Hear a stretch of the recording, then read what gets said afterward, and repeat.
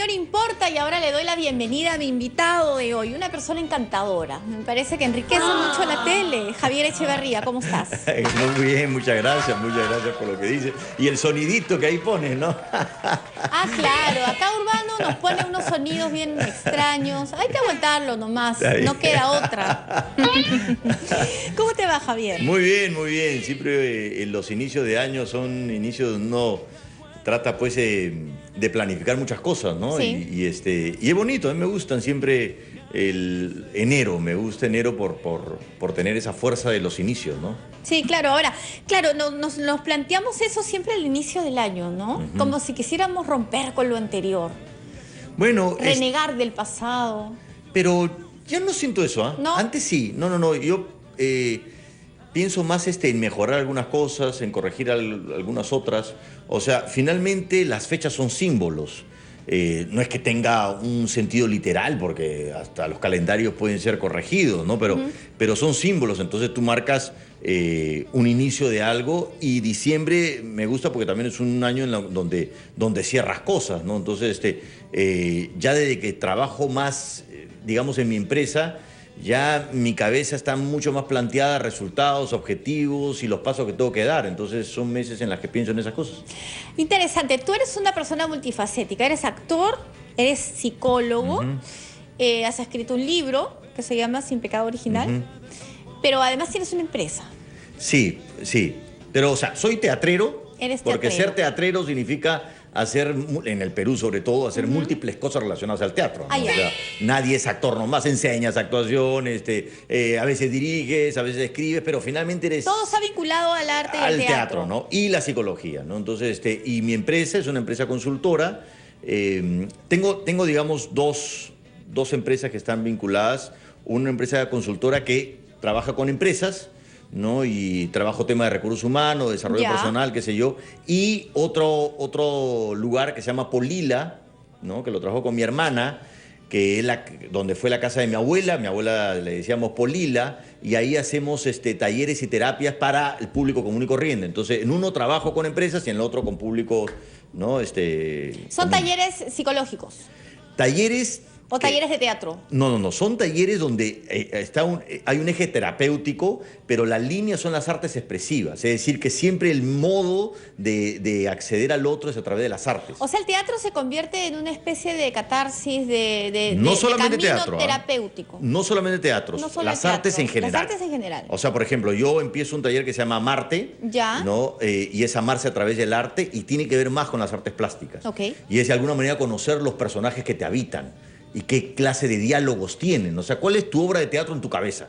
Porque hay una obra de teatro en tu cabeza donde los personajes que tienes dentro tuyo se pelean y muchas veces pues nunca se amistan. Entonces lo que se trata es que se amisten, digamos. De hecho, el arte puede ser pues un vehículo para sacar tantas cosas, ¿no? Dicen que, por ejemplo, los que hacen talleres de clowns logran encontrar ese yo del que probablemente pueden luego burlarse, reírse, tomarse el pelo.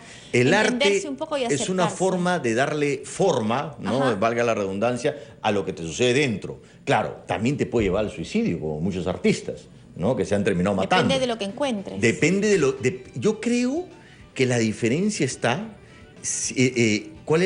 quién te acompaña en ese proceso.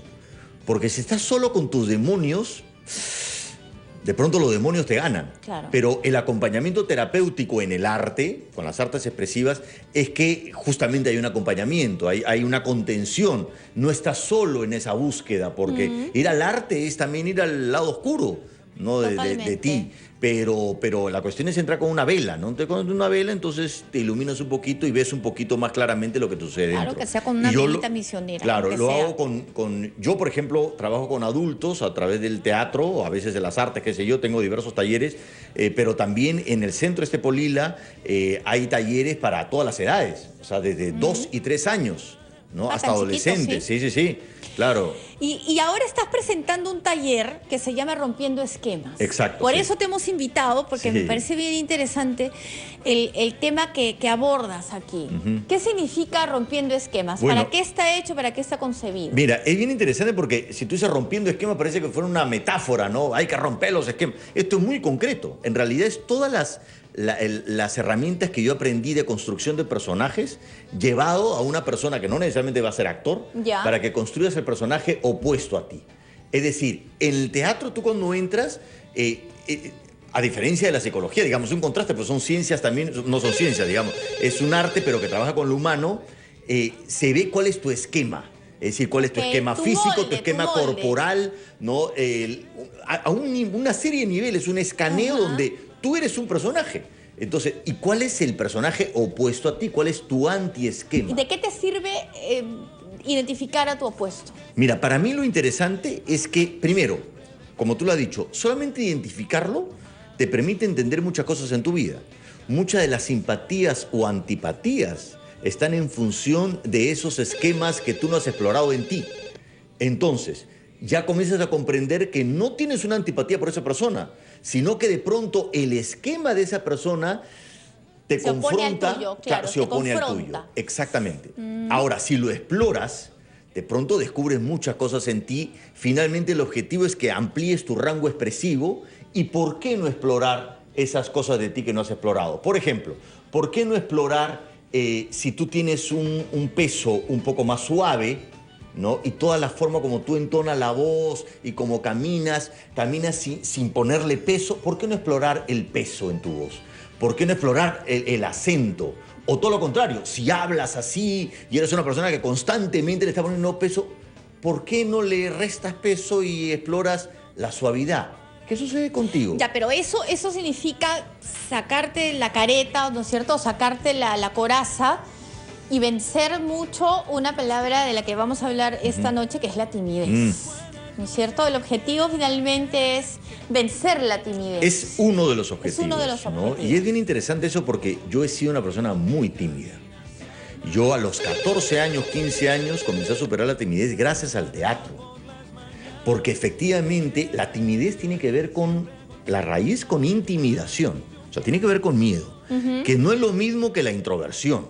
Porque algunas personas lo usan como sinónimo y es otra cosa. La introversión es parte de tu estructura. Es una decisión. Y eso no va a cambiar. Claro. No sé si es una decisión. ¿No? Yo creo que es algo más estructural. Es decir, es una tendencia natural a estar más hacia adentro o más hacia afuera. Y yo no puedo dejar de ser tímido, ¿no? Yo ya no soy tímido, pero si me das a escoger, siempre mi tendencia es ir hacia adentro. Siempre estoy mirando más hacia adentro y siempre busco espacios conmigo. O sea, esa es mi tendencia, ¿no? Pero la timidez es un miedo que los puede superar. Javier, aquí atendemos mucho las llamadas del público y nos interesa mucho la opinión de ellos, así que vamos a contestar. Vamos a ver si es una persona tímida o no. Acá nadie es tímido, acá todos te dicen las cosas. Pero detrás del teléfono o en las redes, que no es lo mismo. Que no es igual. A ver, párense acá y hablen pues. Hola, Capital contesta. Aló, buenas noches. Buenas noches, ¿cuál es tu nombre? Sí, Rosa María. Rosa María, ¿cómo estás? Un gusto de escuchar la voz del señor Echevarría. Javier nomás. Sí, yo le escuchaba en otra radio. La conversa, Rosa María.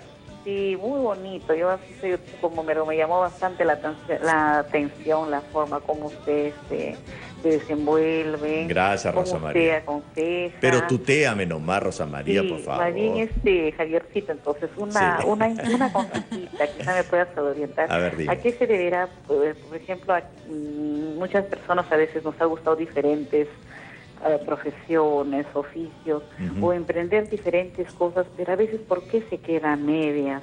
¿Por qué no? Es cierto que todos tenemos habilidades para diferentes carreras, algo así, ¿no? Pero siempre me he preguntado por qué a veces diferente, como que quieres acá, el otro y lo otro, o sea, tratar de ver, pero y a veces se quedan algunas etapas inconclusas. No lo terminas. Y al final algún teléfono también dejar, Javier, ¿usted escuchando que están dando algún taller también, algo? Sí, efectivamente. Muchas gracias. Gracias, Rosa María. Atendemos otra llamada y luego contestamos las preguntas. Chévere. Hola, Capital contesta. Hola, buenas noches. Hola. Buenas noches, ¿cuál es tu nombre? ¿Cómo estás? Alfredo de Miraflores. ¿Cómo estás, Alfredo? ¿Qué tal? ¿Cómo estás, Javier? ¿Qué tal, Alfredo? Siempre te veo en la tele, aprovechando que estás presente. Qué bueno, Alfredo. Me gusta mucho tu programa. Una consulta. Yo tengo un problema, no sé si serio, pero tengo un problema en cuanto a mi personalidad, porque soy una persona muy crítica con los demás, y te juro que se me sale, ¿no? Yo no aguanto el decirle a alguien, ¿sabes qué? Esto lo estás haciendo mal, o esto lo estás haciendo mal, esto no estoy de acuerdo con esto. Pero no sé por qué me he dado cuenta que al peruano no le gusta que lo critiquen, al peruano no le gusta que le digan esto lo estás haciendo mal, esto deberías hacerlo así, o deberías hacerlo tal. En la mejor de las ondas, ¿ah? O sea, tú debes mejorar esto. Y yo trabajo en salud, y en salud es un lugar donde no se puede tener muchos errores, ¿no?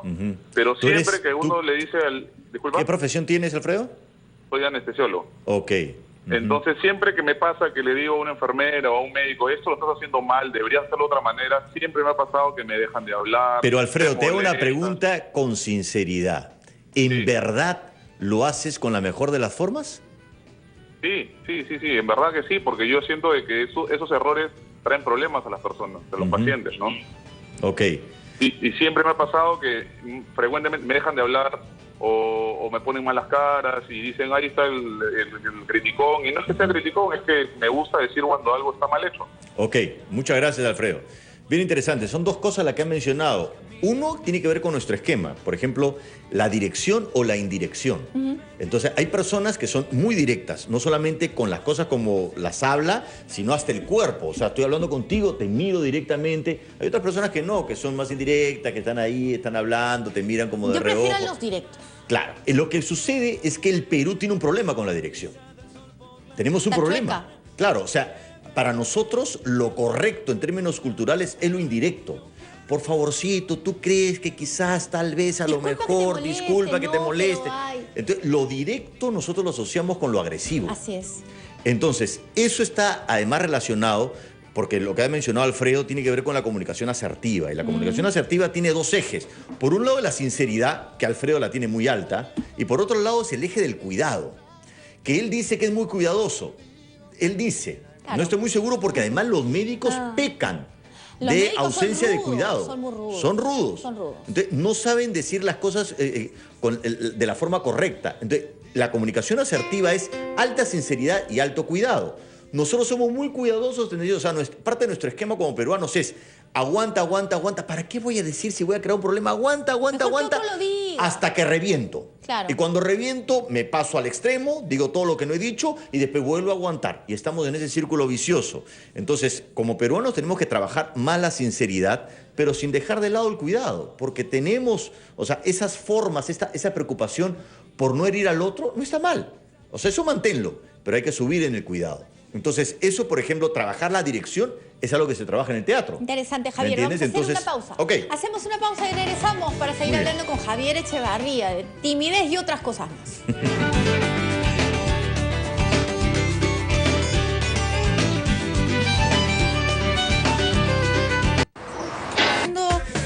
De un curso que está inaugurando que se llama Rompiendo Esquemas en realidad.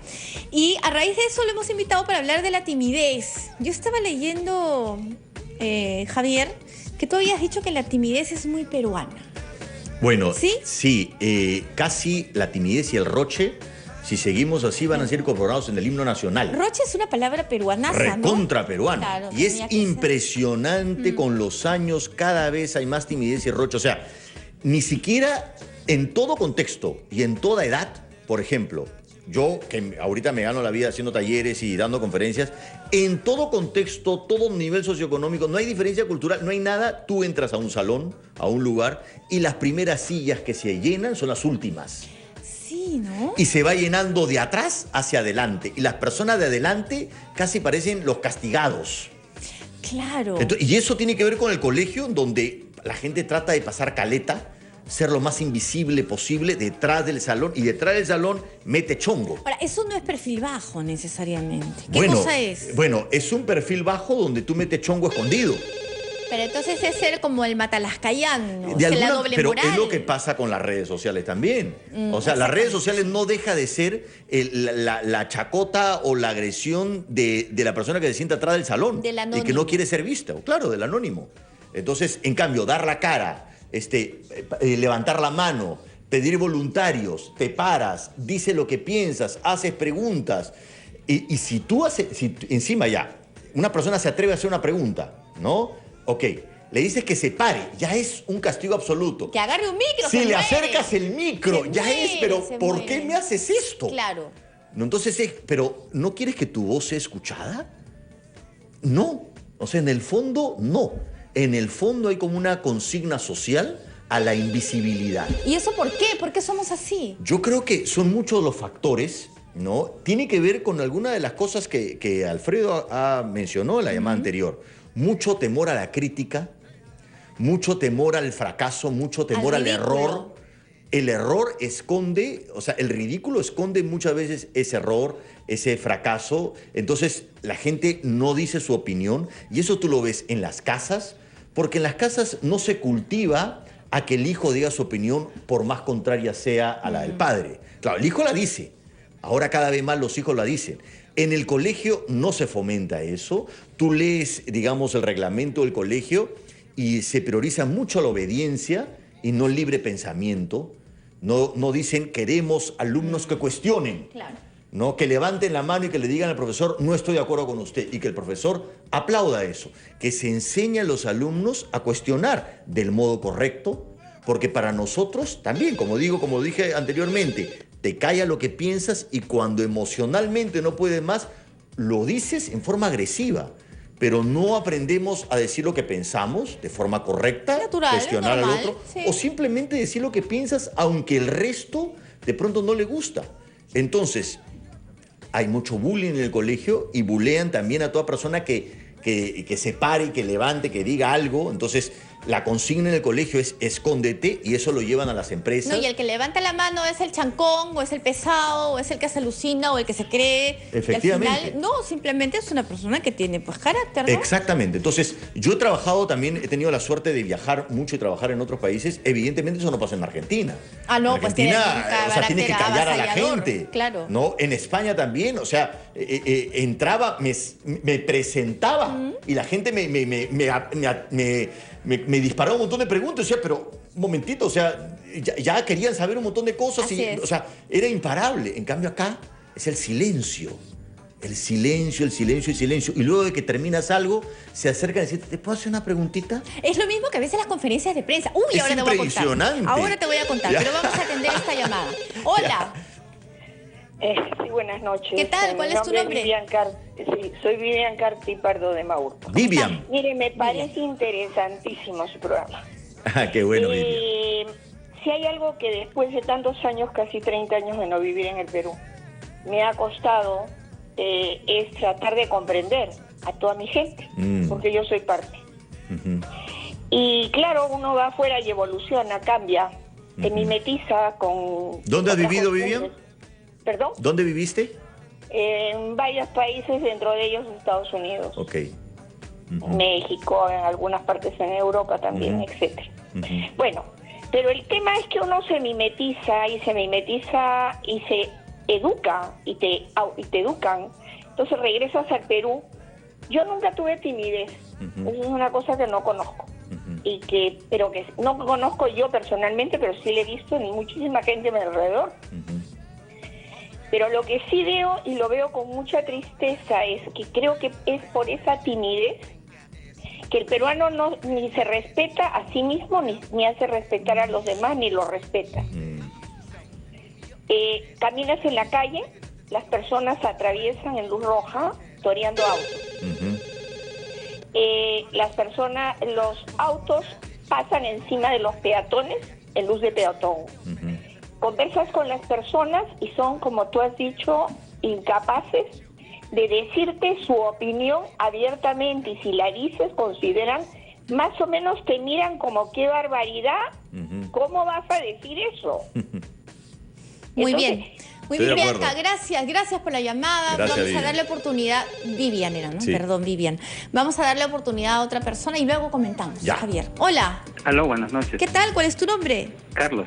Carlos, ¿qué ¿cómo tal? estás? ¿Qué nos cuentas? Sí, buenas noches, Mariela. Buenas noches, Javier. ¿Qué tal, Carlos? Bueno, quería pedirle más que un consejo, un apoyo, una ayuda. Yo, bueno, me dedico a las ventas y todo ese tema, pero lo que me limita es que tengo un defecto físico, visual. Y cuando he notado que cuando sobrepaso me olvido de ese defecto, ¿Qué es lo que tienes en la vista, Carlos? Claro.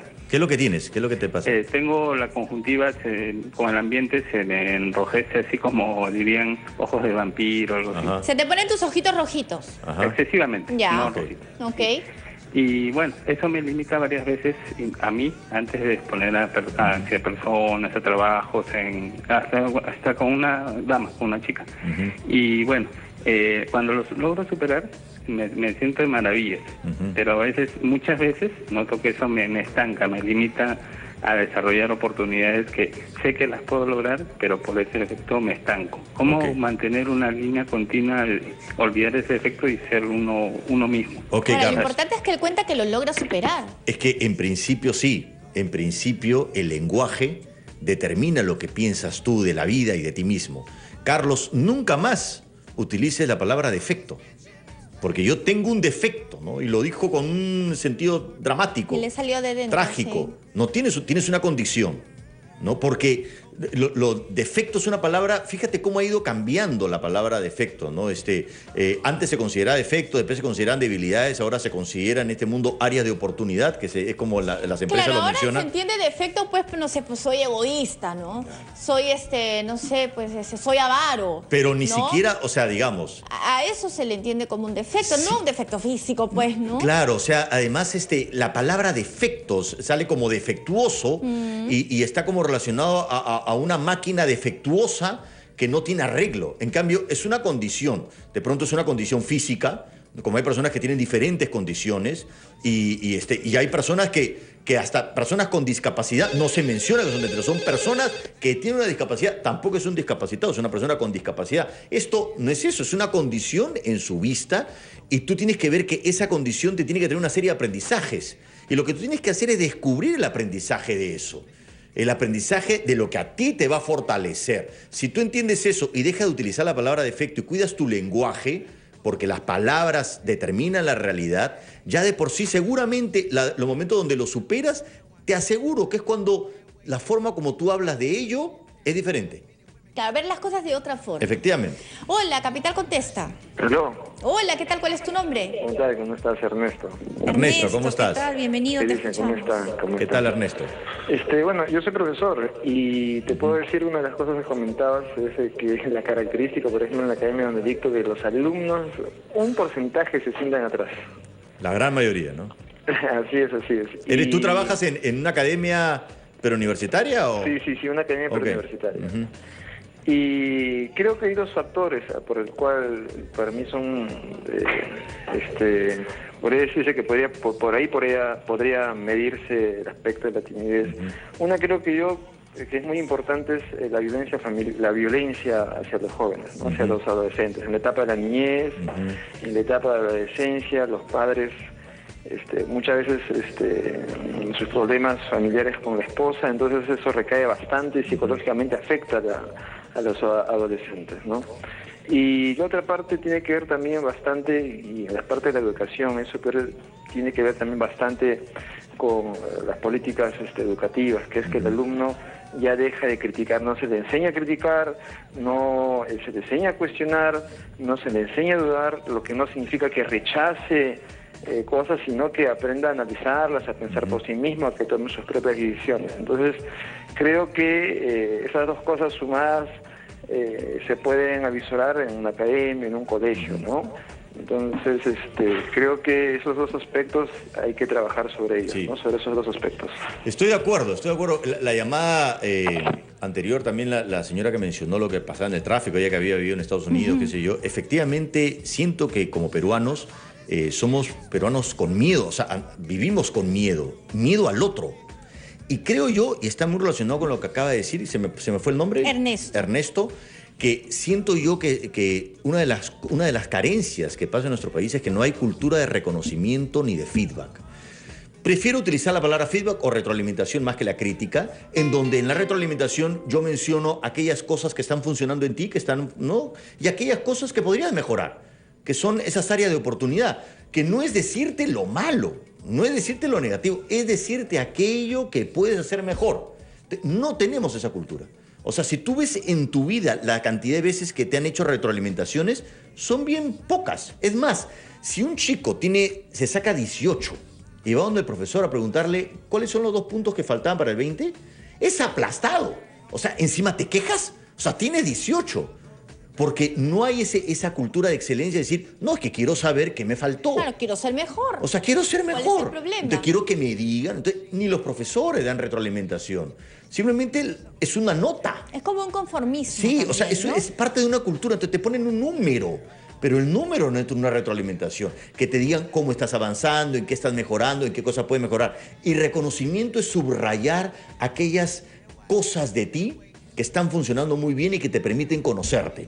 Entonces, no es elogio, no es adulación. Es cuando yo te digo, me gustan las preguntas que haces, Mariela, porque me parecen que son muy agudas y justamente estás como conectada con lo que yo estoy hablando y a partir de ahí me haces preguntas. Eso te da información sobre ti. Entonces te permite reconocerte, volverte a conocer. Y dices, ah, mira, eso lo sabía, pero qué bacán que me lo dice porque refuerza lo que soy. O de repente no lo sabía y esa información que me has dado me ayuda a conocer. No tenemos eso. No tenemos eso. Nosotros tenemos raje y tenemos chisme. Ah, claro, pues nos encanta hablar a las espaldas de otros. Okay. Eso es verdad, la cultura del raje. Vamos a hacer una pausa, la última del programa, y regresamos con Javier Echevarría. Capital, tu opinión importa. Okay.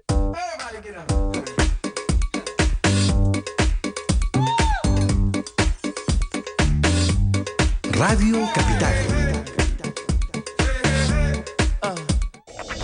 Representaciones artísticas, culto, en algunos lugares pues han adquirido ¿no? Como ancestralmente, digamos, por la conquista y por todos estos años de maltrato, quizás cierta introversión, cierta timidez, cierto temor, ¿no? Ahora, la timidez entendida como una condición de una sociedad, porque estamos hablando del peruano, ¿no? Sí. ¿Puede ser el caldo de cultivo para cosas peores? ¿Puede convertirse en la sopa oscura en donde se creen cosas peores?